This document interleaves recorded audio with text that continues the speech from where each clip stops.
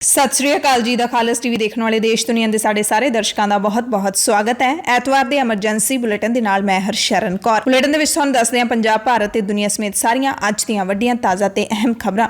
ਸਭ ਤੋਂ ਪਹਿਲੀ ਖਬਰ ਅਫਗਾਨਿਸਤਾਨ ਦੀ ਰਾਜਧਾਨੀ ਕਾਬੁਲ ਦੇ ਵਿੱਚ ਗੁਰਦੁਆਰਾ ਸਾਹਿਬ ਤੇ ਹੋਏ ਹਮਲੇ ਦੇ ਨਾਲ ਜੁੜੀ ਹੋਈ ਹੈ। ਸ਼ਨੀਚਰਵਾਰ ਨੂੰ ਗੁਰਦੁਆਰਾ ਕਰਤੇ ਪ੍ਰਵਾਨ ਤੇ ਹਮਲੇ ਦੀ ਜ਼ਿੰਮੇਵਾਰੀ IS ਨੇ ਲਈ ਹੈ। AFP ਦੇ ਮੁਤਾਬਿਕ ਇਸਲਾਮਿਕ ਸਟੇਟ ਖੁਰਾਸਾਨ ਪ੍ਰੋਵਿੰਸ ਯਾਨੀ ਕਿ ISKP ਨੇ ਇਸ ਹਮਲੇ ਦੀ ਜ਼ਿੰਮੇਵਾਰੀ ਲਈ ਹੈ। ਜ਼ਿੰਮੇਵਾਰੀ ਲੈਣ ਤੋਂ ਬਾਅਦ ਇਸ ਗਰੁੱਪ ਨੇ ਕਿਹਾ ਹੈ ਕਿ ਹਮਲਾ ਭਾਰਤੀ ਸਿਆਸਤਦਾਨਾਂ ਦੇ ਵੱਲੋਂ ਪੈਗੰਬਰ ਮੁਹੰਮਦ ਸਾਹਿਬ ਦੀ ਸ਼ਾਨ ਖਿਲਾਫ ਕੀਤੀਆਂ ਵਿਵਾਦਿਤ ਟਿੱਪਣੀਆਂ ਦਾ ਬਦਲਾ ਸੀ। ਇੱਕ ਟੈਲੀਗ੍ਰਾਮ ਚੈਨਲ ਤੇ ਇਸਲਾਮਿਕ ਸਟੇਟ ਦੀ ਸਥਾਨਕ ਬ੍ਰਾਂਚ ਨੇ ਕਿਹਾ ਕਿ ਹਮਲਾ ਭਾਰਤ ਸਰਕਾਰ ਦੀ ਇੱਕ ਬੁਲਾਰਾ ਨੂਪੁਰ ਸ਼ਰਮਾ ਦੇ ਵੱਲੋਂ ਪੈਗੰਬਰ ਮੁਹੰਮਦ ਸਾਹਿਬ ਬਾਰੇ ਕੀਤੀ ਗਈ ਟਿੱਪਣੀ ਦੀ ਜਵਾਬੀ ਕਾਰਵਾਈ ਸੀ। ਇਸ ਹਮਲੇ ਦੇ ਵਿੱਚ ਇੱਕ ਸਿੱਖ ਸਮੇਤ ਘੱਟੋ-ਘੱਟ 2 ਲੋਕਾਂ ਦੀ ਮੌਤ ਹੋ ਗਈ ਸੀ, 7 ਜਣੇ ਜ਼ਖਮੀ ਹੋ ਗਏ ਨੇ। ਤਾਲਿਬਾਨ ਦੇ ਬੁਲਾਰੇ ਨੇ ਦੱਸਿਆ ਸੀ ਕਿ ਹਮਲਾਵਰਾਂ ਨੇ ਕਾਰ ਦੇ ਵਿੱਚ ਧਮਾਕਾ ਖੇਜ਼ ਸਮੱਗਰੀ ਲੱਦੀ ਹੋਈ ਸੀ, ਜਿਸ ਵਿੱਚ ਟੀਚੇ ਤੇ ਪਹੁੰਚਣ ਤੋਂ ਪਹਿਲਾਂ ਹੀ ਧਮਾਕਾ ਹੋ ਗਿਆ ਸੀ, ਨਹੀਂ ਤਾਂ ਇੱਕ ਵੱਡੀ ਤਰਾਸਦੀ ਵਾਪਰ ਸਕਦੀ ਸੀ। ਨੂਪੁਰ ਸ਼ਰਮਾ ਜਿਹੜੀ ਇਸ ਸਾਰੇ ਵਿਵਾਦ ਦੀ ਜੜ ਹੈ, ਜਿਸ ਦੇ ਬਿਆਨ ਦੇ ਨਾਲ ਪੂਰਾ ਦੇਸ਼ ਹੀ ਨਹੀਂ ਪੂਰੀ ਦੁਨੀਆ ਦੇ ਵਿੱਚ ਮੁਸਲਿਮ ਭਾਈਚਾਰਾ ਭੜਕ ਉੱਠਿਆ ਸੀ। ਆਪਣੇ ਪੈਗੰਬਰ ਮੁਹੰਮਦ ਸਾਹਿਬ ਦੀ ਸ਼ਾਨ ਦੇ ਖਿਲਾਫ ਵਿਦੇਸ਼ਾਂ ਵਿੱਚ ਵਸਦੇ ਲੋਕ ਭਾਰਤੀ ਲੋਕਾਂ ਨੂੰ ਨਫ਼ਰਤ ਦੀਆਂ ਨਜ਼ਰਾਂ ਦੇ ਨਾਲ ਦੇਖਣ ਲੱਗੇ ਨੇ ਤੇ ਇਸ ਦਾ ਇੱਕ ਸਿਲਾ ਜਿਹੜਾ ਹੈਗਾ ਉਹ ਅਫਗਾਨਿਸਤਾਨ ਦੇ ਸਿੱਖਾਂ ਨੂੰ ਵੀ ਦਿੱਤਾ ਗਿਆ ਹੈ। ਜਦਕਿ ਦੂਸਰੇ ਪਾਸੇ ਨੂਪੁਰ ਸ਼ਰਮਾ ਸੰਮਨ ਲੈਣ ਦੇ ਲਈ ਵੀ ਪੁਲਿਸ ਨੂੰ ਲੱਭ ਨਹੀਂ ਰਹੀ। ਮੁੰਬਈ ਪੁਲਿਸ ਦੀ ਟੀਮ ਨੂੰ 5ਵਾਂ ਦਿਨ ਹੋ ਗਿਆ ਦਿੱਲੀ ਬੈਠੀ ਨੂੰ, ਪਰ ਨੂਪੁਰ ਸ਼ਰਮਾ ਨੂੰ ਸ਼ਾਇਦ ਲੱਗਦਾ ਹੈ ਧਰਤੀ ਨਿਗਲ ਗਈ ਜਾਂ ਫਿਰ ਅਸਮਾਨ ਖਾ ਗਿਆ, ਮਿਲ ਹੀ ਨਹੀਂ ਰਹੀ। ਉਂਝ ਤਾਂ ਪੁਲਿਸ ਹੈ ਜਿਹੜੀ ਸਾਡੇ ਮੁਲਕ ਦੀ ਜਾਂ ਕਿਸੇ ਵੀ ਮੁਲਕ ਦੀ ਹੋਵੇ, ਪਤਾਲ ਚੋਂ ਵੀ ਬੰਦਾ ਲੱਭ ਲਿਆਉਂਦੀ ਹੈ, ਪਰ ਨੂਪੁਰ ਸ਼ਰਮਾ ਨਹੀਂ ਮਿਲ ਰਹੀ ਤੇ ਸਰਕਾਰ ਵੀ ਇਸ ਮਸਲੇ ਤੇ ਹਾਲੇ ਤੱਕ ਕੁਝ ਨਹੀਂ ਬੋਲੀ। ਇਹ ਉਸ ਤੋਂ ਵੀ ਹੈਰਾਨੀਜਨਕ ਹੈ। ਕਰਤੇ ਪ੍ਰਵਾਨ ਗੁਰਦੁਆਰੇ ਤੇ ਇਸਲਾਮਿਕ ਸਟੇਟ ਵੱਲੋਂ ਕੀਤੇ ਹਮਲੇ ਤੋਂ ਇੱਕ ਦਿਨ ਬਾਅਦ ਕੇਂਦਰ ਸਰਕਾਰ ਨੇ 100 ਤੋਂ ਵੱਧ ਅਫਗਾਨੀ ਸਿੱਖਾਂ ਤੇ ਹਿੰਦੂਆਂ ਨੂੰ ਵੀਜ਼ਾ ਜਾਰੀ ਕਰਨ ਦਾ ਐਲਾਨ ਕੀਤਾ ਹੈ। ਇਸ ਤੋਂ ਪਹਿਲਾਂ ਲੰਘੇ ਸਾਲ ਅਗਸਤ ਮਹੀਨੇ ਦੇ ਵਿੱਚ ਵੀ ਜਦੋਂ ਤਾਲਿਬਾਨ ਦਾ ਅਫਗਾਨਿਸਤਾਨ ਤੇ ਕਬਜ਼ਾ ਹੋਇਆ ਸੀ, ਉਦੋਂ ਵੀ ਵੀਜ਼ੇ ਜਾਰੀ ਕੀਤੇ ਗਏ ਸਨ ਤੇ ਕਾਫੀ ਗਿਣਤੀ ਦੇ ਵਿੱਚ ਅਫਗਾਨੀ ਸਿੱਖ ਤੇ ਹਿੰਦੂ ਭਾਰਤ ਸਮੇਤ ਹੋਰ ਮੁਲਕਾਂ ਦੇ ਵਿੱਚ ਚਲੇ ਗਏ ਸੀ। ਵੀਜ਼ਾ ਲੈਣ ਦੇ ਲਈ ਆਨਲਾਈਨ ਅਰਜ਼ੀ ਦਿੱਤੀ ਜਾ ਸਕਦੀ ਹੈ। ਸਿੱਧੂ ਮੂਸੇਵਾਲਾ ਕਤਲकांड ਦੇ ਨਾਲ ਜੁੜੀਆਂ ਜਾਣਕਾਰੀਆਂ ਤੁਹਾਨੂੰ ਦੱਸਦੇ ਹਾਂ। ਉਸ ਤੋਂ ਵੀ ਪਹਿਲਾਂ ਇੱਕ RTI ਨੇ ਖੁਲਾਸਾ ਕੀਤਾ ਹੈ। RTI ਦੀ ਜਾਣਕਾਰੀ ਦੇ ਮੁਤਾਬਿਕ ਪੰਜਾਬ ਤੇ ਚੰਡੀਗੜ੍ਹ ਨੂੰ ਛੱਡ ਕੇ ਹੋਰਨਾਂ ਸੂਬਿਆਂ ਦੇ ਵਿੱਚ ਆਪਣੀ ਮਸ਼ਹੂਰੀ ਦੇ ਲਈ ਆਮ ਆਦਮੀ ਪਾਰਟੀ ਦੀ ਸਰਕਾਰ ਨੇ ਮਹਿਜ਼ 7 ਦਿਨਾਂ ਦੇ ਵਿੱਚ 10 ਤੋਂ ਲੈ ਕੇ 17 ਅਪ੍ਰੈਲ ਤੱਕ 3.5 ਕਰੋੜ ਰੁਪਏ ਉਡਾ ਦਿੱਤੇ ਪੰਜਾਬ ਦੇ ਖਜ਼ਾਨੇ ਦੇ। ਪੰਜਾਬ ਦੇ ਸਰਕਾਰੀ ਖਜ਼ਾਨੇ ਨੂੰ ਲੁਟਾਏ ਜਾਣ ਦਾ ਇਹ ਦੂਜਾ ਖੁਲਾਸਾ ਹੋਇਆ ਹੈ। ਇਸ ਤੋਂ ਇੱਕ ਦਿਨ ਪਹਿਲਾਂ ਸ਼ਨੀਚਰਵਾਰ ਨੂੰ ਇੱਕ ਹੋਰ RTI ਦੇ ਰਾਹੀਂ ਖੁਲਾਸਾ ਹੋਇਆ ਸੀ ਕਿ ਕੱਲੇ ਅਪ੍ਰੈਲ ਮਹੀਨੇ ਦੇ ਵਿੱਚ ਅਰਵਿੰਦ ਕੇਜਰੀਵਾਲ ਅਤੇ ਭਗਵੰਤ ਮਾਨ ਦੇ ਵੱਲੋਂ ਕੀਤੇ ਗਏ ਪ੍ਰਚਾਰ ਦੇ ਉੱਤੇ 24 ਕਰੋੜ ਰੁਪਏ ਖਰਚ ਕੀਤੇ ਗਏ ਨੇ। ਤੇ ਹੁਣ ਪਤਾ ਲੱਗਿਆ ਕਿ ਪੰਜਾਬ ਤੋਂ ਬਾਹਰਲੇ ਸੂਬਿਆਂ ਦੇ ਵਿੱਚ ਪ੍ਰਚਾਰ ਦੇ ਉੱਤੇ 3.5 ਕਰੋੜ ਰੁਪਏ ਦਾ ਪੰਜਾਬ ਦੇ ਖਜ਼ਾਨੇ ਨੂੰ ਦੋਨਾਂ ਲੀਡਰਾਂ ਦੇ ਵੱਲੋਂ ਰਗੜਾ ਲਾਇਆ ਗਿਆ। ਕਾਂਗਰਸ ਵਿਧਾਇਕ ਸੁਖਪਾਲ ਸਿੰਘ ਖਹਿਰਾ ਨੇ RTI ਬਾਰੇ ਮੀਡੀਆ ਦੇ ਵਿੱਚ ਜਾਣਕਾਰੀ ਦਿੱਤੀ ਹੈ। ਸ਼ੁਭਦੀਪ ਸਿੰਘ ਸਿੱਧੂ ਮੂਸੇਵਾਲਾ ਕਤਲकांड ਨੂੰ ਐਤਵਾਰ ਨੂੰ 21ਵਾਂ ਦਿਨ ਹੋ ਗਿਆ, ਪਰ ਹਾਲੇ ਤੱਕ ਪੁਲਿਸ ਦੀ ਕਾਰਵਾਈ ਕਿਸੇ ਵੀ ਠੋਸ ਨਤੀਜੇ ਤੇ ਨਹੀਂ ਪਹੁੰਚ ਸਕੀ। ਹਾਲਾਂਕਿ ਐਤਵਾਰ ਨੂੰ ਇਸ ਮਾਮਲੇ ਦੇ ਵਿੱਚ ਗੈਂਗਸਟਰ ਮਨਪ੍ਰੀਤ ਮੰਨਾ ਨੂੰ ਪ੍ਰੋਡਕਸ਼ਨ ਵਾਰੰਟ ਤੇ ਲਿਆ ਕੇ ਪੁਲਿਸ ਨੇ ਪੁੱਛਗਿੱਛ ਕੀਤੀ। ਕੁਝ ਨਿੱਜੀ ਚੈਨਲਾਂ ਦੇ ਵੱਲੋਂ ਆਪਣੇ ਸੂਤਰਾਂ ਦੇ ਹਵਾਲੇ ਦੇ ਨਾਲ ਇਹ ਵੀ ਦਾਅਵੇ ਕੀਤੇ ਗਏ ਕਿ ਮਨਪ੍ਰੀਤ ਮੰਨਾ ਨੇ ਕਤਲ ਦੀ ਯੋਜਨਾ ਬਾਰੇ ਵੱਡੇ ਖੁਲਾਸੇ ਕੀਤੇ ਨੇ। ਉਸਨੇ ਦੱਸਿਆ ਕਿ ਵਾਰਦਾਤ ਨੂੰ ਅੰਜਾਮ ਦੇਣ ਲਈ ਵਰਤੀ ਗਈ ਕਰੋਲਾ ਗੱਡੀ ਕਿੱਥੇ ਦੇਣ ਦੀ ਗੱਲ ਹੋਈ ਸੀ, ਇਸ ਸੰਬੰਧ ਵਿੱਚ ਮਨਪ੍ਰੀਤ ਭਾਊ ਨਾਲ ਉਸਦੀ ਕੀ ਗੱਲਬਾਤ ਹੋਈ ਸੀ, ਇਹ ਸਾਰਾ ਕੁਝ ਕਹਿੰਦੇ ਉਹਨੇ ਦੱਸਿਆ ਹੈ। ਮਾਨਸਾ ਪੁਲਿਸ ਅਤੇ ਹੋਰ ਪੁਲਿਸ ਦੇ ਵੱਡੇ ਅਧਿਕਾਰੀਆਂ ਨੇ ਉਸ ਨਾਲ ਸਵਾਲ ਜਵਾਬ ਕੀਤੇ। ਸ਼ਨੀਚਰਵਾਰ ਨੂੰ ਫੜੇ ਗਏ ਮਾਨਸਾ ਦੇ ਪਿੰਡ ਰੱਲੀ ਦੇ ਮਨਮੋਹਨ ਉਰਫ ਮੋਹਣਾ ਨਾਮ ਦੇ ਸ਼ਖਸ ਨੇ ਵੀ ਵਿਧਾਨ ਸਭਾ ਚੋਣਾਂ ਦੌਰਾਨ ਰੇਕੀ ਕੀਤੀ ਸੀ। ਰੇਕੀ ਦੇ ਲਈ ਜਨਵਰੀ ਮਹੀਨੇ ਵਿੱਚ ਮੋਹਣਾ ਦੇ ਘਰੇ 4 ਲੋਕ ਵੀ ਰੁਕੇ ਸੀ। 4 ਦੇ ਕਤਲ ਵਾਲੇ ਦਿਨ ਵੀ ਸ਼ਾਮਿਲ ਹੋਣ ਦਾ ਸ਼ੱਕ ਹੈ। ਹੋ ਸਕਦਾ ਹੈ ਇਹ 4 ਸ਼ਾਰਪ ਸ਼ੂਟਰ ਹੋਣ। ਮੋਹਣਾ ਦੇ ਗਰੁੱਪ ਵੱਲੋਂ ਹੀ ਕਹਿੰਦੇ ਕਾਤਲਾਂ ਨੂੰ ਮੂਸੇਵਾਲੇ ਦੇ ਰੂਟ ਦੀ ਜਾਣਕਾਰੀ ਦਿੱਤੀ ਗਈ ਹੋ ਸਕਦੀ ਹੈ। ਮੋਹਣਾ ਨੂੰ ਮਾਨਸਾ ਤੋਂ ਪ੍ਰੋਡਕਸ਼ਨ ਵਾਰੰਟ ਤੇ ਪੁਲਿਸ ਮੁਹਾਲੀ ਲੈ ਕੇ ਆਈ।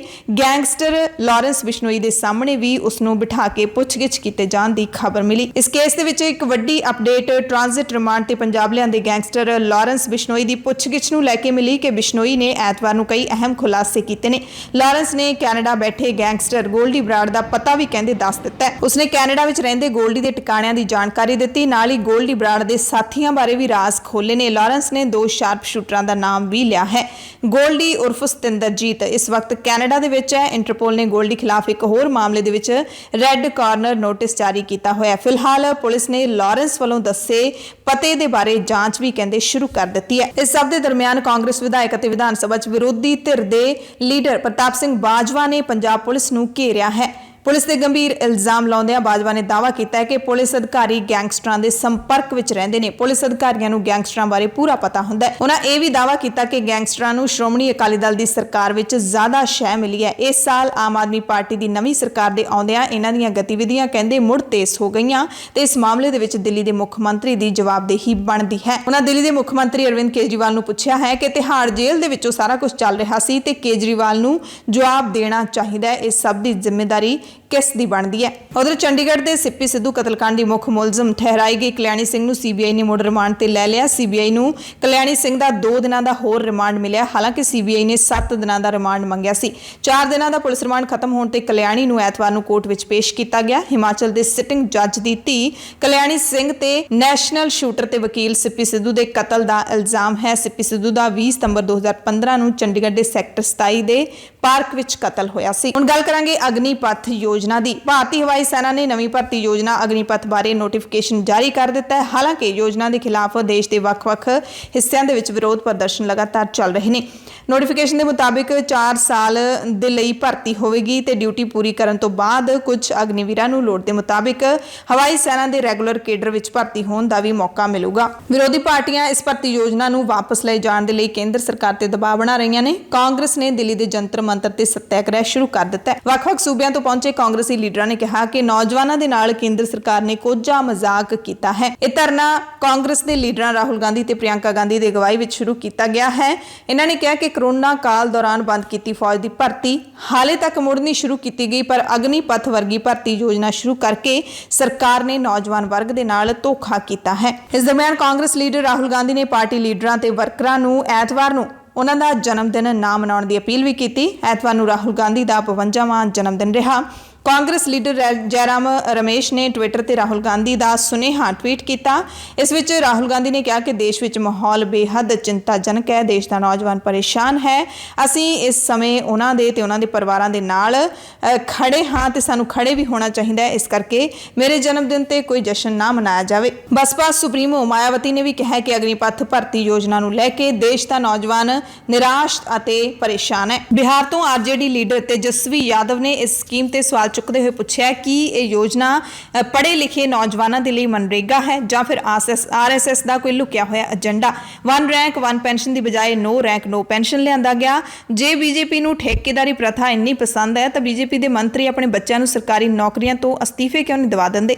ਵਿਰੋਧ ਪ੍ਰਦਰਸ਼ਨਾਂ ਦੇ ਦਰਮਿਆਨ ਰੱਖਿਆ ਮੰਤਰੀ ਰਾਜਨਾਥ ਸਿੰਘ ਨੇ ਐਤਵਾਰ ਨੂੰ ਤਿੰਨਾਂ ਫੌਜਾਂ ਦੇ ਮੁਖੀਆਂ ਦੇ ਨਾਲ ਮੁਲਾਕਾਤ ਕੀਤੀ। ਦੁਪਹਿਰੇ 2 ਵਜੇ ਤਿੰਨਾਂ ਫੌਜਾਂ ਦੇ ਮੁਖੀਆਂ ਨੇ ਸਾਂਝੀ ਪ੍ਰੈਸ ਕਾਨਫਰੰਸ ਕੀਤੀ। ਜਨਰਲ ਅਨਿਲ ਪੁਰੀ ਨੇ ਕੇਂਦਰ ਦੀ ਯੋਜਨਾ ਬਾਰੇ ਪੂਰੀ ਜਾਣਕਾਰੀ ਦਿੰਦਿਆਂ ਦੱਸਿਆ ਕਿ ਇਹ ਯੋਜਨਾ ਨੌਜਵਾਨਾਂ ਦੇ ਲਈ ਫਾਇਦੇਮੰਦ ਹੈ। ਉਹਨਾਂ ਕਿਹਾ ਕਿ ਅਸੀਂ ਚਾਹੁੰਦੇ ਹਾਂ ਜੋਸ਼ ਤੇ ਹੋਸ਼ ਦਾ ਤਾਲਮੇਲ ਰਹੇ। ਕਹਿੰਦੇ 1999 ਤੋਂ ਹੀ ਇਸ ਪ੍ਰਕਿਰਿਆ ਦੀ ਸ਼ੁਰੂਆਤ ਹੋ ਗਈ ਸੀ। ਅਗਲੀ ਜੰਗ ਟੈਕਨੋਲੋਜੀ ਦੀ ਹੋਵੇਗੀ। ਇਹ ਵੀ ਕਿਹਾ ਕਹਿੰਦੇ 1999 ਤੋਂ ਹੀ ਸੁਧਾਰਾਂ ਦੀ ਮੰਗ ਹੋ ਰਹੀ ਸੀ। 2 ਸਾਲਾਂ ਤੋਂ ਇਸ ਯੋਜਨਾ ਤੇ ਚਰਚਾ ਚੱਲ ਰਹੀ ਸੀ। अब डिटेल्स करने में समय चाहिए। ये इसके लिए ओवरनाइट सोल्यूशन नहीं है। Coming to roll back of the scheme, no. And why should it be rolled back? It is the only progressive step to make the country young. Why is it being made young? You know, we are tinkering with देश की रक्षा. There is no space. एक ही सिर्फ है देश की रक्षा करने के लिए, और देश की रक्षा करने के लिए मैं आपको एग्जांपल देता हूं। पता है कितनी कैजुअलिटीज आती हैं just for health purposes from high altitude areas? आप पढ़िएगा, ओके, तो तब आपको पता चलेगा यंग क्यों जरूरी है। ਅਨਿਲ ਪੁਰੀ ਨੇ ਕਿਹਾ ਕਿ ਅਗਨੀਵੀਰ ਨੂੰ ਸਿਆਚਨ ਅਤੇ ਹੋਰ ਖੇਤਰਾਂ ਦੇ ਵਿੱਚ ਉਹੀ ਭੱਤਾ ਮਿਲੂਗਾ ਜੋ ਮੌਜੂਦਾ ਸਮੇਂ ਵਿੱਚ ਸੇਵਾ ਕਰ ਰਹੇ ਰੈਗੂਲਰ ਸੈਨਿਕਾਂ ਤੇ ਲਾਗੂ ਹੁੰਦਾ ਹੈ। ਸੇਵਾ ਦੇ ਮਾਮਲੇ 'ਚ ਉਹਨਾਂ ਨਾਲ ਕੋਈ ਵਿਤਕਰਾ ਨਹੀਂ ਕੀਤਾ ਜਾਊਗਾ। ਦੇਸ਼ ਦੀ ਸੇਵਾ 'ਚ ਜਾਨ ਕੁਰਬਾਨ ਕਰਨ ਵਾਲੇ ਅਗਨੀਵੀਰ ਨੂੰ 1 ਕਰੋੜ ਰੁਪਏ ਦਾ ਮੁਆਵਜ਼ਾ ਵੀ ਮਿਲੂਗਾ। ਅਗਲੇ 4-5 ਸਾਲਾਂ ਵਿੱਚ ਕਹਿੰਦੇ ਸਾਡੀ ਭਰਤੀ 50 ਤੋਂ 60,000 ਹੋਵੇਗੀ ਤੇ ਬਾਅਦ ਵਿੱਚ ਇਹ ਵੱਧ ਕੇ 90,000 ਤੋਂ ਲੈ ਕੇ 1 ਲੱਖ ਹੋ ਜਾਊਗੀ। ਸ਼ੁਰੂਆਤ ਅਸੀਂ 46,000 ਨਾਲ ਕਰ ਰਹੇ ਹਾਂ। ਤੇ ਇਸ ਦਰਮਿਆਨ ਸਭ ਤੋਂ ਵੱਡੀ ਜਾਣਕਾਰੀ ਇਹ ਹੈ ਕਿ ਕੇਂਦਰ ਸਰਕਾਰ ਨੇ ਆਖਿਰਕਾਰ ਵਿਰੋਧ ਕਰ ਰਹੇ ਨੌਜਵਾਨਾਂ ਤੇ ਵੱਡਾ ਸ਼ਿਕੰਜਾ ਵੀ ਕੱਸ ਦਿੱਤਾ ਹੈ। ਉਹਨਾਂ ਨੂੰ ਸਬਕ ਸਿਖਾ ਦਿੱਤਾ ਹੈ। ਵਿਰੋਧ ਕਰਨ ਵਾਲਿਆਂ ਨੂੰ ਸਬਕ ਸਿਖਾਉਣ ਵਾਸਤੇ ਅਨਿਲ ਪੁਰੀ ਨੇ ਐਲਾਨ ਕਰ ਦਿੱਤਾ ਹੈ ਕਿ ਅਨੁਸ਼ਾਸਨ ਭਾਰਤੀ ਫੌਜ ਦੀ ਨੀਂਹ ਹੈ। ਸਾੜ ਫੂਕ ਤੋੜ-ਫੋੜ ਦੀ ਕੋਈ ਥਾਂ ਇੱਥੇ ਨਹੀਂ ਹੈ। ਭਰਤੀ ਵਿੱਚ ਆਉਣ ਵਾਲੇ ਹਰ ਵਿਅਕਤੀ ਨੂੰ ਇਹ ਸਰਟੀਫਿਕੇਟ ਦਿੱਤਾ ਜਾਊਗਾ ਕਿ ਉਸਨੇ ਪ੍ਰਦਰਸ਼ਨ ਜਾਂ ਭੰਨਤੋੜ ਵਿੱਚ ਹਿੱਸਾ ਨਹੀਂ ਲਿਆ। ਇਸ ਤੋਂ ਬਿਨਾਂ ਤਾਂ ਕਹਿੰਦੇ ਭਰਤੀ ਹੋ ਹੀ ਨਹੀਂ ਸਕਦੀ। ਜੇ ਉਹਨਾਂ ਖਿਲਾਫ FIR ਦਰਜ ਹੋਈ ਹੋਏਗੀ ਤਾਂ ਉਹ ਹਾਜ਼ਰ ਹੀ ਨਹੀਂ ਹੋ ਸਕਦੇ। ਉਮੀਦਵਾਰਾਂ ਨੂੰ ਨਾਮਜ਼ਦਗੀ ਫਾਰਮ ਦੇ ਵਿੱਚ ਇਹ ਲਿਖਣਾ ਪਵੇਗਾ ਕਿ ਉਹ ਅਗਜ਼ਨੀ ਦਾ ਹਿੱਸਾ ਕਦੇ ਨਹੀਂ ਬਣੇ, ਫਿਰ ਹੀ ਉਹਨਾਂ ਦੀ ਪੁਲਿਸ ਵੈਰੀਫਿਕੇਸ਼ਨ ਹੋਏਗੀ। ਸਾਰੇ ਉਮੀਦਵਾਰਾਂ ਨੂੰ ਲਿਖਤੀ ਸਹੁੰ ਚੁੱਕਣੀ ਪਊਗੀ ਕਿ ਉਹ ਕਿਸੇ ਵੀ ਤਰ੍ਹਾਂ ਦੀ ਅਗਜ਼ਨੀ ਜਾਂ ਫਿਰ ਹਿੰਸਾ ਦੇ ਵਿੱਚ ਸ਼ਾਮਿਲ नहीं होए ते ना ही होंगे। आंख बंद करिए और पूछिए फौज का आपसे एक चीज कौन सी सबसे जरूरी है। बगैर उठाए बगैर सोचे आप बोलेंगे डिसिप्लिन। अगर हमारी डिसिप्लिन बुनियाद है तो कहां स्पेस है? देयर इज नो स्पेस, है ना। मैंने शुरू में ही बोला just simply no space for indiscipline. अब आपने मेरे को बोला कि उन लोगों को बुलाया जा रहा है, ये करा जा रहा है। See it's a matter of क्या कहते हैं, लॉ एंड ऑर्डर। एंड जो बच्चे, मैं दोबारा दोहरा रहा हूं, जो बच्चे हैं उन सबको बोला गया कि kindly write a pledge. And write pledge मतलब this is part of the क्या कहते हैं एनरोलमेंट फॉर्म, कि मैं किसी पुलिस या ये आर्सन इसके अंदर नहीं जुड़ा हूं। उसके साथ उसका पुलिस वेरिफिकेशन होगा ही होगा। अगर ना जाने किसी वजह से एफआईआर लॉन्च उसके ऊपर लॉन्च हुआ तो वो नहीं आ सकता। It is simple. Thank you. Kavita ਸੋ ਜਿਹੜੇ ਵੀ ਦੇਸ਼ ਦੇ ਨੌਜਵਾਨ ਵਿਰੋਧ ਕਰ ਰਹੇ ਨੇ, ਪ੍ਰਦਰਸ਼ਨ ਕਰ ਰਹੇ ਨੇ, ਮੁਜ਼ਾਹਰੇ ਕਰ ਰਹੇ ਨੇ, ਉਹਨਾਂ ਦੀ ਗਿਣਤੀ ਹਜ਼ਾਰਾਂ ਦੇ ਵਿੱਚ ਹੈ ਤੇ ਉਹ ਵੀ ਉਹ ਨੌਜਵਾਨ ਨੇ ਜਿਹੜੇ ਕਿ ਫੌਜ ਵਿੱਚ ਭਰਤੀ ਹੋਣ ਦੇ ਲਈ ਤਿਆਰੀ ਕਰ ਰਹੇ ਸੀ। ਫੌਜ ਵਿੱਚ ਭਰਤੀ ਤਾਂ ਦੂਰ, ਹੁਣ ਉਹਨਾਂ ਨੂੰ ਅਗਨੀਵੀਰ ਵੀ ਨਹੀਂ ਬਣਨ ਦਿੱਤਾ ਜਾਏਗਾ। ਸਰਕਾਰ ਨੇ ਇਹ ਸਾਫ਼ ਕਰ ਦਿੱਤਾ ਹੈ। ਇਹ ਹੁੰਦੀ ਹੈ ਸ਼ਾਇਦ ਤਾਨਾਸ਼ਾਹੀ। ਕਿਸਾਨ ਲੀਡਰ ਰਾਕੇਸ਼ ਟਿਕੈਤ ਵੀ ਇਸ ਯੋਜਨਾ ਦੇ ਖਿਲਾਫ ਖੁੱਲ੍ਹ ਕੇ ਬੋਲ ਰਹੇ ਨੇ। ਇੱਕ ਟਵੀਟ ਕੀਤਾ ਹੈ ਉਹਨਾਂ ਨੇ, ਕੇਂਦਰੀ ਮੰਤਰੀ ਵੀਕੇ ਸਿੰਘ ਨੂੰ ਨਿਸ਼ਾਨੇ ਤੇ ਲਿਆ। ਟਿਕੈਤ ਕਹਿੰਦੇ ਨੇ ਕਿ 42 ਸਾਲ ਦੀ ਸੇਵਾ ਤੋਂ ਬਾਅਦ ਵੀ ਸੇਵਾ ਵਧਾਉਣ ਨੂੰ ਲੈ ਕੇ ਸੁਪਰੀਮ ਕੋਰਟ ਪਹੁੰਚੇ ਕੇਂਦਰੀ ਮੰਤਰੀ ਵੀਕੇ ਸਿੰਘ ਅੱਜ ਨੌਜਵਾਨਾਂ ਨੂੰ ਸਿਰਫ 4 ਸਾਲ ਦੀ ਨੌਕਰੀ ਦੀ ਵਕਾਲਤ ਕਰ ਰਹੇ ਨੇ। ਜੇਕਰ ਇਹ ਦੇਸ਼ ਦੇ ਨੌਜਵਾਨਾਂ ਦੇ ਨਾਲ ਧੋਖਾ ਨਹੀਂ ਤਾਂ ਹੋਰ ਕੀ ਹੈ। ਸੰਗਰੂਰ ਜ਼ਿਮਨੀ ਚੋਣ ਦੀ ਗੱਲ ਕਰਾਂਗੇ। ਕੁਝ ਕੁ ਦਿਨ ਹੀ ਚੋਣਾਂ ਦੇ ਵਿੱਚ ਬਾਕੀ ਨੇ। 23 ਜੂਨ ਨੂੰ ਵੋਟਾਂ ਪੈਣੀਆਂ ਨੇ ਅਤੇ ਚੋਣ ਕਮਿਸ਼ਨ ਨੇ ਵੀ ਇਸ ਸੰਬੰਧੀ ਵੋਟਾਂ ਪਾਉਣ ਨੂੰ ਲੈ ਕੇ ਪ੍ਰਚਾਰ ਕਰਨਾ ਸ਼ੁਰੂ ਕਰ ਦਿੱਤਾ ਹੈ। ਐਤਵਾਰ ਨੂੰ ਸੰਗਰੂਰ ਦੇ ਵੱਖ-ਵੱਖ ਇਲਾਕਿਆਂ ਦੇ ਵਿੱਚ ਦੋ ਮਾਨਾਂ ਨੇ ਵੱਖੋ ਵੱਖਰੇ ਰੋਡ ਸ਼ੋਅ ਕੱਢੇ। ਅਕਾਲੀ ਦਲ ਅੰਮ੍ਰਿਤਸਰ ਦੇ ਉਮੀਦਵਾਰ ਸਿਮਰਨਜੀਤ ਸਿੰਘ ਮਾਨ ਅਤੇ ਪੰਜਾਬ ਦੇ ਮੁੱਖ ਮੰਤਰੀ ਭਗਵੰਤ ਸਿੰਘ ਮਾਨ। ਇਕੱਠ ਵੇਖ ਕੇ ਸਿਮਰਨਜੀਤ ਸਿੰਘ ਮਾਨ ਨੇ ਬੜਕ ਮਾਰੀ ਤੇ ਕਿਹਾ, ਖੁਦ ਹੀ ਵੇਖ ਲਵੋ ਮੁਕਾਬਲੇ ਵਿੱਚ ਕਿਹੜਾ ਮਾਨ ਤਕੜਾ ਹੈ। ਸਿਮਰਨਜੀਤ ਮਾਨ ਨੇ ਕਿਹਾ ਕਿ ਸੰਗਰੂਰ ਇਲਾਕੇ ਤੋਂ ਅਨਾਜ ਪੂਰੀ ਦੁਨੀਆ ਤੱਕ ਪਹੁੰਚਦਾ ਹੈ, ਇਸ ਨੂੰ ਮਜ਼ਬੂਤ ਕਰਨ ਦੀ ਜ਼ਿੰਮੇਵਾਰੀ ਮੇਰੀ ਹੋਊਗੀ। ਕਹਿੰਦੇ ਜੇ ਸੁਖਬੀਰ ਬਾਦਲ ਮੈਨੂੰ ਪਹਿਲਾਂ ਪੁੱਛ ਲੈਂਦੇ ਤਾਂ ਸ਼ਾਇਦ ਅਸੀਂ ਕੁਝ ਗੱਲ ਕਰ ਸਕਦੇ ਸੀ। ਮਾਨ ਨੇ ਕਿਹਾ ਕਿ ਮੈਂ ਤਾਂ ਸਭ ਤੋਂ ਪਹਿਲਾਂ ਇਸ ਮੈਦਾਨ ਦੇ ਵਿੱਚ ਆ ਕੇ ਡਟ ਗਿਆ ਸੀ। ਉਹ ਕਾਫੀ ਲੇਟ ਮੇਰੇ ਕੋਲ ਆਏ ਨੇ। ਮੈਂ ਉਹਨਾਂ ਨੂੰ ਅਪੀਲ ਕੀਤੀ ਸੀ ਕਿ ਤੁਸੀਂ ਹੁਣ ਮੇਰਾ ਸਾਥ ਦਿਓ, ਪਰ ਉਹਨਾਂ ਨੇ ਦਿੱਤਾ ਨਹੀਂ। ਕਹਿੰਦੇ ਕਿ ਬਾਦਲਾਂ ਨੇ ਤਾਂ ਸਿੱਖਾਂ ਨੂੰ ਅੰਦਰ ਕਰਵਾਇਆ ਸੀ, ਅਸੀਂ ਉਹਨਾਂ ਬੰਦੀ ਸਿੰਘਾਂ ਨੂੰ ਆਜ਼ਾਦ ਕਰਵਾਵਾਂਗੇ। ਜਿਨ੍ਹਾਂ ਸਿੱਖਾਂ ਦੀ ਉਹ ਰਿਹਾਈ ਦੀ ਗੱਲ ਕਰਦੇ ਨੇ ਉਹਨਾਂ ਵਿੱਚੋਂ ਕਿਸੇ ਨੇ ਵੀ ਬਾਦਲ ਦਲ ਦਾ ਇਹਨਾਂ ਚੋਣਾਂ ਵਿੱਚ ਸਾਥ ਦੇਣ ਦਾ ਕਹਿੰਦੇ ਐਲਾਨ ਨਹੀਂ ਕੀਤਾ। ਇਹ ਦਾਅਵਾ ਕੀਤਾ ਸਿਮਰਨਜੀਤ ਮਾਨ ਨੇ। ਉਹ ਮੁਕਾਬਲਾ ਦੇਖ ਲਓ ਕਿਹੜੇ ਮਾਨ ਦਾ ਤਕੜਾ। ਉਹ ਜੇ ਸੁਖਬੀਰ ਸਿੰਘ ਮੈਨੂੰ ਪਹਿਲਾਂ ਪੁੱਛ ਲੈਂਦੇ ਤਾਂ ਫੇਰ ਆਪਾਂ ਕੁਛ ਨਾ ਕੁਛ ਕਰ ਸਕਦੇ ਸੀਗੇ। ਬਾਦਲਾਂ ਨੇ ਤਾਂ ਬੰਦੀਆਂ ਨੂੰ ਅੰਦਰ ਕਰਾਇਆ ਤੇ ਬੀਬੀ ਜੀ ਹੁਣ ਉਹਨਾਂ ਦੀ ਟਿਕਟ ਤੇ ਲੜ ਰਹੇ ਹੈ। ਤਾਂ ਮੇਰਾ ਮਤਲਬ ਹੈ ਬਾਦਲ ਸਾਹਿਬ ਦੀ ਬਦਨਾਮੀ ਬਰਗਾੜੀ ਦੇ ਵਿੱਚ ਬੇਅਦਬੀ ਕਰਕੇ ਸੌਦੇ ਸਾਧ ਨੂੰ ਮਾਫੀ ਦਵਾ ਕੇ ਤੇ ਸੌਦੇ ਸਾਧ ਨੂੰ ਗੁਰੂ ਸਾਹਿਬ ਦਾ ਸਾਂਗ ਰਚਾ ਕੇ ਕਿ ਇਹ ਹੁਣ ਸੁਖਬੀਰ ਸਿੰਘ ਤੇ ਬਾਦਲ ਸਾਹਿਬ ਮਹੰਤ ਤੇ ਮਸੰਦ ਬਣ ਗਏ ਹੈ।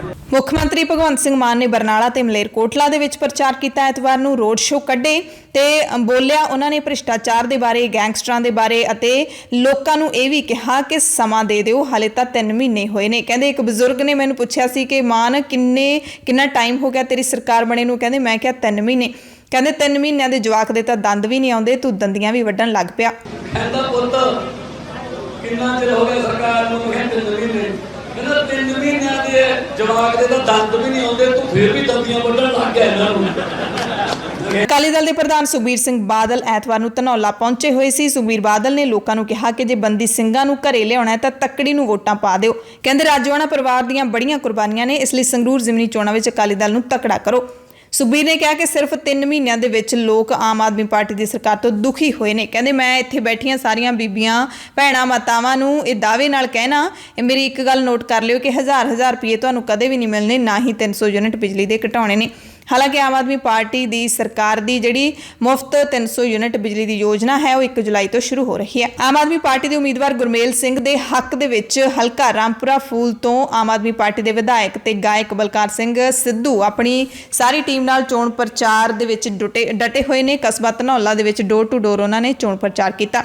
ਕਾਂਗਰਸ ਪ੍ਰਧਾਨ ਅਮਰਿੰਦਰ ਸਿੰਘ ਰਾਜਾ ਵੜਿੰਗ ਨੇ ਅਮਨ ਕਾਨੂੰਨ ਦੀ ਸਥਿਤੀ ਨੂੰ ਲੈ ਕੇ ਆਮ ਆਦਮੀ ਪਾਰਟੀ ਦੀ ਸਰਕਾਰ ਨੂੰ ਘੇਰਿਆ ਅਤੇ ਖਦਸ਼ਾ ਜਤਾਇਆ ਕਿ ਪੰਜਾਬ 'ਚ ਮੁੜ ਤੋਂ ਕਾਲਾ ਦੌਰ ਆ ਸਕਦਾ ਹੈ। ਅੱਜ ਪੰਜਾਬ ਦੇ ਜੋ ਹਾਲਾਤ ਹਨ, ਮੈਨੂੰ ਡਰ ਲੱਗ ਰਿਹਾ ਹੈ, ਡਰ ਲੱਗ ਰਿਹਾ ਕਿ ਪੰਜਾਬ ਦੇ ਉੱਤੇ ਦੁਬਾਰੇ ਉਹ ਕਾਲੇ ਦਿਨ ਦੁਬਾਰੇ ਨਾ ਵਾਪਰ ਜਾਣ। ਅੱਜ ਜਿਸ ਤਰ੍ਹਾਂ ਸਿੱਧੂ ਮੂਸੇਵਾਲੇ ਦੀ ਮੌਤ ਹੋਈ ਹੈ, ਕਬੱਡੀ ਪਲੇਅਰ ਮਾਰੇ ਜਾ ਰਹੇ ਨੇ, ਰੋਜ਼ਾਨਾ 2-3 ਕਤਲ ਹੋ ਜਾਂਦੇ ਨੇ, ਮੈਨੂੰ ਡਰ ਲੱਗ ਰਿਹਾ ਕਿ ਪੰਜਾਬ ਦੇ ਵਿੱਚ ਦੁਬਾਰੇ ਉਹ ਅੱਗ ਬਲਣ ਨਾ ਲੱਗ ਪਈ। ਪਟਿਆਲੇ ਦਾ ਉਹ ਹਾਦਸਾ, ਇੰਟੈਲੀਜੈਂਸੀ ਦੇ ਦਫ਼ਤਰ ਤੇ ਉਹ ਗ੍ਰਨੇਡ ਦਾ ਡਿੱਗਣਾ, ਮੈਨੂੰ ਡਰ ਲੱਗ ਰਿਹਾ ਕਿ ਮੇਰੇ ਪੰਜਾਬ ਨੂੰ ਕਿਤੇ ਦੁਬਾਰੇ ਮੁੜ ਨਜ਼ਰ ਨਾ ਲੱਗ ਜੇ। ਪੈਗੰਬਰ ਮੁਹੰਮਦ ਸਾਹਿਬ ਦੇ ਬਾਰੇ ਕੀਤੀ ਗਈ ਅਪਮਾਨਜਨਕ ਟਿੱਪਣੀ ਦੇ ਨਾਲ ਜੁੜੀ ਖਬਰ ਹੈ। ਨੂਪੁਰ ਸ਼ਰਮਾ ਨੇ ਇਹ ਟਿੱਪਣੀ ਕੀਤੀ ਸੀ। ਇਸ ਮਸਲੇ ਤੇ ਵਿਦੇਸ਼ ਮੰਤਰੀ ਐਸ ਜੈ ਸ਼ੰਕਰ ਨੇ ਬਿਆਨ ਦਿੱਤਾ। ਇੱਕ ਟੀਵੀ ਚੈਨਲ ਤੇ ਜੈ ਸ਼ੰਕਰ ਨੇ ਕਿਹਾ ਕਿ ਜੋ ਕਿਹਾ ਗਿਆ ਉਹ ਪਾਰਟੀ ਦਾ ਰੁਖ ਨਹੀਂ ਹੈ। ਪਾਰਟੀ ਨੇ ਸਖਤ ਅੰਦਾਜ਼ ਦੇ ਵਿੱਚ ਸਪਸ਼ਟ ਵੀ ਕਰ ਦਿੱਤਾ ਹੈ। ਪਾਰਟੀ ਨੇ ਸਖਤ ਕਾਰਵਾਈ ਕੀਤੀ ਹੈ। ਕੇਵਲ ਖਾੜੀ ਦੇਸ਼ ਹੀ ਨਹੀਂ ਬਲਕਿ ਦੱਖਣ ਪੂਰਬ ਦੇ ਵੀ ਜਿਨ੍ਹਾਂ ਦੇਸ਼ਾਂ ਨੇ ਚਿੰਤਾ ਜ਼ਾਹਿਰ ਕੀਤੀ ਸੀ ਉਹ ਸਾਡੇ ਕਦਮ ਦੀ ਸਰਾਹਨਾ ਕਰਦੇ ਨੇ ਤੇ ਇਹ ਬਿਆਨ ਭਾਰਤ ਦੇ ਰੁਖ ਨੂੰ ਨਹੀਂ ਦਰਸਾਉਂਦਾ। ਪਰ ਇੱਥੇ ਹੈਰਾਨੀ ਦੀ ਗੱਲ ਸਭ ਨੂੰ ਇਹ ਹੈ ਕਿ ਸਿਰਫ ਪਾਰਟੀ ਦੇ ਵਿੱਚੋਂ ਕੱਢ ਦੇਣਾ ਨੂਪੁਰ ਸ਼ਰਮਾ ਨੂੰ ਕੀ ਇੰਨੀ ਕੁ ਕਾਰਵਾਈ ਕਾਫੀ ਹੈ? ਕੀ ਨੂਪੁਰ ਸ਼ਰਮਾ ਦੇ ਖਿਲਾਫ, ਜਿਸਨੇ ਪੂਰੇ ਦੁਨੀਆ ਨੂੰ ਭੜਕਾ ਕੇ ਰੱਖ ਦਿੱਤਾ ਹੈ, ਮੁਸਲਿਮ ਭਾਈਚਾਰੇ ਦੇ ਸਾਰੇ ਲੋਕਾਂ ਨੂੰ ਦੁਖੀ ਕੀਤਾ ਹੈ, ਕੀ ਉਸ ਦੇ ਖਿਲਾਫ ਕਾਨੂੰਨੀ ਕਾਰਵਾਈ ਨਹੀਂ ਹੋਣੀ ਚਾਹੀਦੀ ਸੀ? ਪੰਜਾਬ ਦੇ ਮੁੱਖ ਮੰਤਰੀ ਭਗਵੰਤ ਸਿੰਘ ਮਾਨ ਨੇ ਕੇਂਦਰੀ ਗ੍ਰਹਿ ਮੰਤਰੀ ਅਮਿਤ ਸ਼ਾਹ ਤੇ ਕੇਂਦਰੀ ਸਿੱਖਿਆ ਮੰਤਰੀ ਧਰਮਿੰਦਰ ਪ੍ਰਧਾਨ ਨੂੰ ਪੰਜਾਬ ਯੂਨੀਵਰਸਿਟੀ ਚੰਡੀਗੜ੍ਹ ਦੇ ਸਰੂਪ ਨੂੰ ਕਿਸੇ ਵੀ ਤਰ੍ਹਾਂ ਬਦਲਣ ਨੂੰ ਰੋਕਣ ਦੇ ਲਈ ਦਖਲ ਦੇਣ ਦੀ ਮੰਗ ਕੀਤੀ ਹੈ। ਅਮਿਤ ਸ਼ਾਹ ਤੇ ਧਰਮਿੰਦਰ ਪ੍ਰਧਾਨ ਨੂੰ ਲਿਖੀ ਚਿੱਠੀ ਵਿੱਚ ਮੁੱਖ ਮੰਤਰੀ ਨੇ ਕਿਹਾ ਹੈ ਕਿ ਸੂਬਾ ਸਰਕਾਰ ਪੰਜਾਬ ਯੂਨੀਵਰਸਿਟੀ ਨੂੰ ਕੇਂਦਰੀ ਯੂਨੀਵਰਸਿਟੀ ਵਿੱਚ ਤਬਦੀਲ ਕਰਨ ਦੀ ਸੰਭਾਵਨਾ ਨੂੰ ਘੋਖੰਡੇ ਕਿਸੇ ਵੀ ਕਦਮ ਦੀ ਜ਼ੋਰਦਾਰ ਮੁਖਾਲਫਤ ਕਰੇਗੀ। ਮੁੱਖ ਮੰਤਰੀ ਭਗਵੰਤ ਮਾਨ ਨੇ ਦਾਅਵਾ ਕੀਤਾ ਕਿ ਪੰਜਾਬ ਯੂਨੀਵਰਸਿਟੀ ਦਾ ਸਮੁੱਚਾ ਖੇਤਰੀ ਅਧਿਕਾਰ ਖੇਤਰ ਪੰਜਾਬ ਰਾਜ ਤੇ ਕੇਂਦਰ ਸ਼ਾਸਿਤ ਪ੍ਰਦੇਸ਼ ਚੰਡੀਗੜ੍ਹ ਹੈ। 1976 ਤੋਂ ਪੰਜਾਬ ਤੇ ਚੰਡੀਗੜ੍ਹ ਪ੍ਰਸ਼ਾਸਨ ਹੀ ਯੂਨੀਵਰਸਿਟੀ ਦੀ ਸਾਂਭ ਸੰਭਾਲ ਲਈ ਘਟਦੀ ਗ੍ਰਾਂਟ ਦੀ ਅਦਾਇਗੀ 40-60% ਅਨੁਪਾਤ ਦੇ ਵਿੱਚ ਕਰਦੇ ਆ ਰਹੇ ਨੇ। ਮੁੱਖ ਮੰਤਰੀ ਨੇ ਇਹ ਚੇਤਾਵਨੀ ਦਿੱਤੀ ਹੈ ਕੇਂਦਰ ਸਰਕਾਰ ਨੂੰ ਕਿ ਪੰਜਾਬ ਯੂਨੀਵਰਸਿਟੀ ਪੰਜਾਬ ਦੇ ਵਿਰਸੇ ਦਾ ਪ੍ਰਤੀਕ ਹੈ, ਪੰਜਾਬ ਸੂਬੇ ਦੇ ਨਾਮ ਦੀ ਸਮਾਨਾਰਥੀ ਵੀ ਹੈ। ਇਸ ਦੇ ਵਿਰੋਧ ਵਿੱਚ ਕੋਈ ਵੀ ਫੈਸਲਾ ਪੰਜਾਬ ਦੇ ਲੋਕਾਂ ਨੂੰ ਮਨਜ਼ੂਰ ਨਹੀਂ ਹੋਵੇਗਾ ਤੇ ਪੰਜਾਬ ਯੂਨੀਵਰਸਿਟੀ ਚੰਡੀਗੜ੍ਹ ਨੂੰ ਕੇਂਦਰ ਦੀ ਜਾੜ ਹੇਠੋਂ ਬਚਾਉਣ ਦੇ ਲਈ ਵਿਦਿਆਰਥੀ ਜਥੇਬੰਦੀਆਂ ਨੇ ਵੀ ਸੰਘਰਸ਼ ਵਿੱਢਣ ਦਾ ਐਲਾਨ ਕੀਤਾ ਸੀ ਤੇ 20 ਜੂਨ ਉਹ ਦਿਨ ਹੈ, ਸੋਮਵਾਰ ਦਾ ਉਹ ਦਿਨ ਹੈ ਜਦੋਂ ਵੱਖ-ਵੱਖ ਵਿਦਿਆਰਥੀ ਜਥੇਬੰਦੀਆਂ ਦੀ ਅਗਵਾਈ ਦੇ ਵਿੱਚ ਵੱਡੀ ਗਿਣਤੀ ਦੇ ਵਿੱਚ ਪੰਜਾਬ ਦੇ ਕਾਲਜਾਂ ਯੂਨੀਵਰਸਿਟੀਆਂ ਦੇ ਵਿਦਿਆਰਥੀ ਸੰਗਰੂਰ ਪਹੁੰਚਣਗੇ। ਜ਼ਿਮਨੀ ਚੋਣਾਂ ਦੇ ਵਿੱਚ ਉਹ ਸਾਰੀਆਂ ਪਾਰਟੀਆਂ ਤੋਂ ਸਵਾਲ ਪੁੱਛਣਗੇ, ਬੀਜੇਪੀ ਦਾ ਖਾਸ ਤੌਰ ਤੇ ਵਿਰੋਧ ਕਰਨਗੇ। ਸ੍ਰੀ ਗੁਰੂ ਗ੍ਰੰਥ ਸਾਹਿਬ ਜੀ ਦੀ ਬਰਗਾੜੀ ਦੇ ਵਿੱਚ ਹੋਈ ਬੇਅਦਬੀ ਤੋਂ ਬਾਅਦ ਵਾਪਰੇ ਬਾਈਬਲ ਕਲਾਂ ਗੋਲੀ ਕਾਂਡ ਦੇ ਸ਼ਹੀਦ ਕ੍ਰਿਸ਼ਨ ਭਗਵਾਨ ਸਿੰਘ ਦੇ ਪੁੱਤਰ ਸੁਖਰਾਜ ਸਿੰਘ ਨਿਆਮੀਵਾਲਾ ਨੇ ਸੌਦਾ ਸਾਧ ਨੂੰ ਦਿੱਤੀ ਗਈ ਪੈਰੋਲ ਦਾ ਵਿਰੋਧ ਕੀਤਾ ਹੈ। 1 ਮਹੀਨੇ ਦੀ ਪੈਰੋਲ ਦੀ ਸਖਤ ਨਿਖੇਧੀ ਕਰਦਿਆਂ ਸੁਖਰਾਜ ਸਿੰਘ ਨੇ ਕਿਹਾ ਕਿ ਡੇਰਾ ਮੁਖੀ ਇੱਕ ਹਾਰਡਕੋਰ ਕ੍ਰਿਮੀਨਲ ਹੈ, ਇਸ ਨੂੰ ਬਾਹਰ ਲਿਆਉਣ ਦਾ ਮਤਲਬ ਅਸ਼ਾਂਤੀ ਤੇ ਦੰਗੇ ਫੈਲਾਉਣਾ ਹੋਵੇਗਾ। ਇੱਕ ਅਜਿਹਾ ਵਿਅਕਤੀ ਜਿਹਨੇ 2 ਬਲਾਤਕਾਰ ਕੀਤੇ ਨੇ, ਕਤਲ ਕੀਤੇ ਨੇ, ਸ੍ਰੀ ਗੁਰੂ ਗ੍ਰੰਥ ਸਾਹਿਬ ਜੀ ਦੀ ਬੇਅਦਬੀ ਦੇ ਜਿਸ ਤੇ ਕੇਸ ਚੱਲ ਰਹੇ ਨੇ, ਉਸ ਦਾ ਸਲਾਖਾਂ ਪਿੱਛੇ ਰਹਿਣਾ ਹੀ ਸਮਾਜ ਲਈ ਠੀਕ ਹੈ। ਰਹੀਮ ਜਿਹਨੂੰ ਉਮਰ ਕੈਦ ਦੀ ਸਜ਼ਾ ਮਿਲੀ ਹੋਵੇ, ਬਲਾਤਕਾਰ ਸੌਦਾ ਸਾਧ ਹੋਵੇ ਤੇ ਉਸ ਤੋਂ ਬਾਅਦ ਬੇਅਦਬੀ ਦੇ ਅਨੇਕਾਂ ਉੱਤੇ ਆਰੋਪ ਲੱਗੇ ਵੀ ਹੋਣ ਤੇ ਨਾਮਜ਼ਦ ਵੀ ਕੀਤਾ ਗਿਆ ਹੋਵੇ, ਫਰੀਦਕੋਟ ਦੀ ਅਦਾਲਤ ਵਿੱਚ ਪੇਸ਼ੀਆਂ ਵੀ ਹੋ ਗਈਆਂ ਹੋਣ ਤੇ ਫਿਰ ਵੀ ਉਹਦੇ ਇੰਨਾ ਕੁਝ ਹੋਣ ਦੀ ਬਜਾਏ ਤੇ ਉਹਨੂੰ 1 ਮਹੀਨੇ ਦੀ ਪੈਰੋਲ ਦਿੱਤੀ ਜਾ ਰਹੀ ਹੈ। ਪੈਰੋਲ ਮਹੀਨੇ ਦੀ ਬਹੁਤ ਖੁੱਲ੍ਹ ਹੈ ਕਿਉਂਕਿ ਨਾ ਤਾਂ ਉਹਨਾਂ ਨੇ ਕਦੇ ਇਲੈਕਸ਼ਨ ਲੜਿਆ, ਨਾ ਉਹਨਾਂ ਨੇ ਬੰਦੀ ਸਿੰਘਾਂ ਦੀ ਗੱਲ ਦੀ ਮਤਲਬ ਸਰਸੇ ਵਾਲੇ ਦੇ ਨਾਂ ਤੇ ਕਦੇ ਇਲੈਕਸ਼ਨ ਲੜਿਆ ਕਿਉਂਕਿ ਉਹ ਬੰਦੀ ਨਹੀਂ ਸੀਗਾ। ਸਟੇਟ ਨੂੰ ਚਲਾਉਣ ਵਾਲੇ ਕਰਿੰਦਿਆਂ ਦੇ ਵਿੱਚੋਂ ਇੱਕ ਡੇਰਾ ਸਰਸਾ ਸਾਧ ਆਉਂਦਾ ਜਿਹੜਾ ਸਾਹਮਣੇ ਆ ਚੁੱਕਿਆ ਅੱਜ ਕਿ ਇੱਥੋਂ ਰਾਜਨੀਤੀ ਆ ਜਿਹੜੀ, ਇਹਨਾਂ ਨੂੰ ਤੁਹਾਡੇ ਨਾਲ ਕੋਈ ਵਾਸਤਾ ਨਹੀਂ ਆ, ਤੁਸੀਂ ਮਰੋ, ਤੁਹਾਡੇ ਗਲਾਂ 'ਚ ਟਾਇਰ ਵੀ ਪਾਏ ਜਾਣਗੇ, ਤੁਹਾਨੂੰ ਤਾਂ ਵੀ 40 ਸਾਲ ਤੱਕ ਇਨਸਾਫ ਨਹੀਂ ਮਿਲਣਾ। ਸੁਖਰਾਜ ਸਿੰਘ ਲੰਘੇ ਸਾਲ ਦਸੰਬਰ ਮਹੀਨੇ ਤੋਂ ਬਰਗਾੜੀ ਬੇਅਦਬੀ ਅਤੇ ਬਹਿਬਲ ਕਲਾਂ ਗੋਲੀ ਕਾਂਡ ਦੇ ਇਨਸਾਫ ਦੀ ਮੰਗ ਨੂੰ ਲੈ ਕੇ ਬਹਿਬਲ ਕਲਾਂ ਪਿੰਡ ਦੇ ਵਿੱਚ ਹਾਈਵੇ ਤੇ ਲਗਾਤਾਰ ਧਰਨਾ ਲਾ ਕੇ ਬੈਠੇ ਨੇ, ਪੱਕਾ ਮੋਰਚਾ ਲਾ ਕੇ ਬੈਠੇ ਨੇ। ਉਹਨਾਂ ਕਿਹਾ ਕਿ ਬੰਦੀ ਸਿੰਘ ਆਪਣੀਆਂ ਸਜ਼ਾਵਾਂ ਤੋਂ ਵੱਧ ਸਜ਼ਾਵਾਂ ਕੱਟ ਰਹੇ ਨੇ ਪਰ ਸਰਕਾਰ ਦਾ ਉਹਨਾਂ ਵੱਲ ਤਾਂ ਕਦੇ ਧਿਆਨ ਨਹੀਂ ਗਿਆ। ਕਹਿੰਦੇ ਇਸ ਰਵੱਈਏ ਤੋਂ ਸਰਕਾਰ ਦੇ ਸਿੱਖ ਵਿਰੋਧੀ ਵਰਤਾਰੇ ਦਾ ਪਤਾ ਲੱਗਦਾ ਹੈ। ਸੰਗਰੂਰ ਜ਼ਿਮਨੀ ਚੋਣਾਂ ਦੇ ਵਿੱਚ ਬੰਦੀ ਸਿੰਘਾਂ ਦੇ ਨਾਂ ਤੇ ਹੋ ਰਹੀ ਸਿਆਸਤ ਦਾ ਜ਼ਿਕਰ ਕਰਦਿਆਂ ਸੁਖਰਾਜ ਨੇ ਸਮੁੱਚੀ ਸਿੱਖ ਕੌਮ ਨੂੰ ਅਪੀਲ ਵੀ ਕੀਤੀ ਕਿ ਸਾਨੂੰ ਅੱਜ ਇਕਜੁੱਟ ਹੋਣ ਦੀ ਲੋੜ ਹੈ। ਇਕਜੁੱਟ ਹੋਣ ਦੇ ਨਾਲ ਸ਼੍ਰੀ ਗੁਰੂ ਗ੍ਰੰਥ ਸਾਹਿਬ ਜੀ ਦੀ ਬੇਅਦਬੀ ਦੇ ਮਾਮਲੇ ਵੀ ਹੱਲ ਹੋਣਗੇ, ਦੋਸ਼ੀਆਂ ਨੂੰ ਸਖਤ ਸਜ਼ਾ ਵੀ ਮਿਲੇਗੀ। ਆਮ ਆਦਮੀ ਪਾਰਟੀ ਦੀ ਖਰੜ ਤੋਂ ਵਿਧਾਇਕਾ ਤੇ ਗਾਇਕਾ ਅਨਮੋਲ ਗਗਨ ਮਾਨ ਦੀ ਡੀਐਸਪੀ ਦੀ ਕੁਰਸੀ ਤੇ ਬੈਠਣ ਦੀ ਤਸਵੀਰ ਵਾਇਰਲ ਹੋ ਗਈ ਹੈ। ਆਪ ਵਿਧਾਇਕਾ ਦੀ ਸੋਸ਼ਲ ਮੀਡੀਆ ਤੇ ਹੁਣ ਕਾਫੀ ਖਿਚਾਈ ਹੋ ਰਹੀ ਹੈ। ਲੋਕ ਵਿਧਾਇਕਾ ਦੇ ਰਵੱਈਏ ਨੂੰ ਸੱਤਾ ਦਾ ਅਪਮਾਨ ਦੱਸ ਰਹੇ ਨੇ।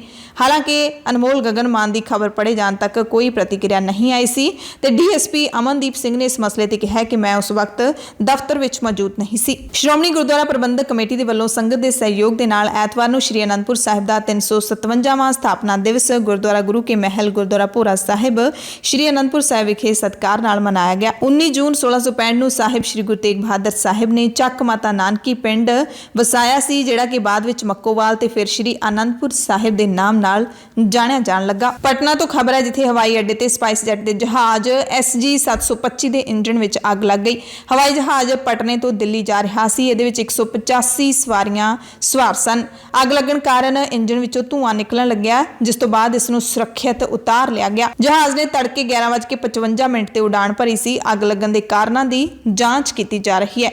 ਹਾਲਾਂਕਿ ਐਮਰਜੈਂਸੀ ਲੈਂਡਿੰਗ ਦੇ ਕਾਰਨ ਸਾਰੇ ਯਾਤਰੀ ਨੇ ਜਿਹੜੇ ਉਹ ਸੁਰੱਖਿਅਤ ਬਚਾ ਲਏ ਗਏ, ਕਿਸੇ ਵੀ ਵੱਡੇ ਹਾਦਸੇ ਤੋਂ ਬਚਾ ਰਿਹਾ। ਯੂਕਰੇਨ ਰੂਸ ਜੰਗ ਦੀ ਗੱਲ ਕਰ ਲਈਏ ਤਾਂ 100 ਤੋਂ ਵੱਧ ਦਿਨ ਬੀਤ ਚੁੱਕੇ ਨੇ। ਦੋਵਾਂ ਮੁਲਕਾਂ ਦੇ ਵਿੱਚ ਜੰਗ ਲਗਾਤਾਰ ਜਾਰੀ ਹੈ। ਰੂਸ ਦੇ ਵੱਲੋਂ ਲਗਾਤਾਰ ਹਮਲਾਵਰ ਰੁਖ ਹੈ ਜਿਹੜਾ ਉਹ ਯੂਕਰੇਨ ਤੇ ਅਪਣਾਇਆ ਜਾ ਰਿਹਾ ਹੈ ਤੇ ਯੂਕਰੇਨ ਦੀ ਵੀ ਬੜੀ ਸਿਫਤ ਹੈ ਕਿ ਇੱਕ ਛੋਟਾ ਮੁਲਕ ਇੱਕ ਵੱਡੀ ਸ਼ਕਤੀ ਦੇ ਨਾਲ ਲਗਾਤਾਰ ਲੜਾਈ ਕਰ ਰਿਹਾ ਹੈ, ਦੋ ਹੱਥ ਕਰ ਰਿਹਾ ਹੈ। ਯੂਕਰੇਨ ਦੇ ਰਾਸ਼ਟਰਪਤੀ ਵੋਲੋਦੀਮੀਰ ਜ਼ੈਲੈਂਸਕੀ ਅਚਾਨਕ ਜੰਗ ਦੇ ਮੋਰਚੇ ਤੇ ਪਹੁੰਚੇ। ਰੂਸੀ ਗੋਲਾਬਾਰੀ ਦਾ ਜਵਾਬ ਦੇਣ ਵਾਲੇ ਯੂਕਰੇਨ ਦੇ ਫੌਜੀਆਂ ਦੇ ਨਾਲ ਮਿਲਣ ਦੇ ਲਈ ਰਾਸ਼ਟਰਪਤੀ ਅਚਾਨਕ ਪਹੁੰਚ ਗਏ।